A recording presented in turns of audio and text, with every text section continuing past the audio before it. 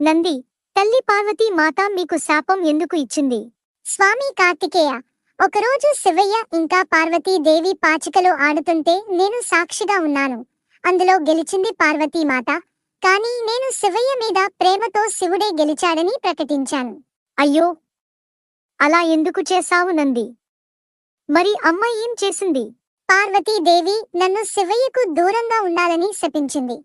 నీవు శివయ్యకు దూరం అవ్వడమా? అది నీ వల్ల కాదు కదా. తర్వాత ఏం జరిగింది? నాపై ప్రేమతో అలా చేశాడని, నందిపై జాలి చూపించమని తల్లి పార్వతికి శివయ్య నచ్చజెప్పాడు. అప్పుడు పార్వతీదేవి వినాయకుడిని పూజించమని పరిష్కారం చెప్పింది. అలా నేను రోజూ పండ్లు పలహారాలతో వినాయకుడిని పూజించాను. ఒకరోజు నేను గడ్డి తింటుండగా గణేశుడు నా దగ్గరకు వచ్చి నాకు నైవేద్యం పెట్టమని అడిగాడు. ఉన్నపలంగా నైవేద్యం పెట్టమని అడిగాడా? అన్నయ్యకు ఆకలి ఎక్కువ.